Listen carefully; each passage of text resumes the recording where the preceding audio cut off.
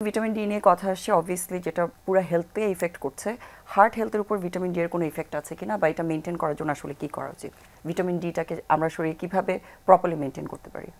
আচ্ছা good vitamin D আসলে এখন মেইন সোর্স কোনটা এটা আমাদের মেইন সোর্স হলো সূর্যালোক এই জন্য দেখা যাচ্ছে যে যেটা আমাদের খালুকজন ভাই বললেন যেটা আসলে এই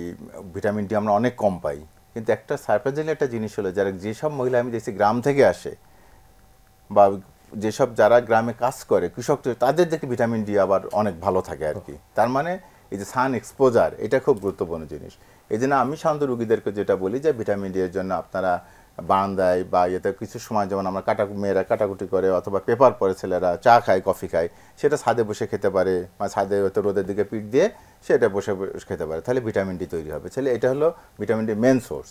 এছাড়া দেখা যাচ্ছে যে খাবার দাবার যেটা আছে যেসব খাবারের মধ্যে ভিটামিন ডি থাকে যেমন সামুদ্রিক মাছ তারপরে সবচেয়ে হলো যে মিল্ক ডেইরি প্রোডাক্ট বলি আর কি আমরা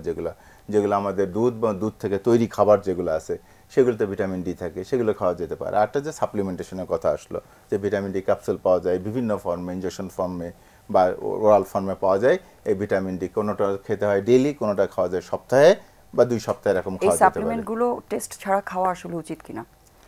যেহেতু করোনা সময়টা এটা বিষয়ে জেনে অনেকেই কিন্তু এখন নিয়মিতভাবে হয়তো ভিটামিন ডি খাচ্ছেন এটারও কিন্তু একটা টক্সিক ইফেক্ট আছে একটা ব্যাপারে যে ভিটামিন ডি হাইপারভিটামিনোসিস হয় টক্সিসিটি তৈরি করে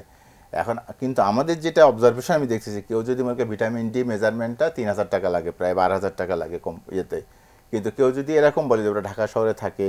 এবং সে ভিটামিন ডি খেতে চাই ধরেই নেওয়া হয় আসলে তার ভিটামিন ডি কম থাকবে এবং সে যদি মনে করে যে না আমি পরীক্ষা ছাড়াও খেতে পারি তাহলে আমার মনে হয় সে শুরু করতে পারে কিন্তু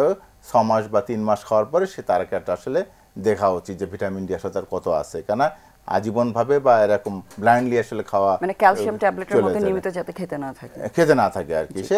খাবে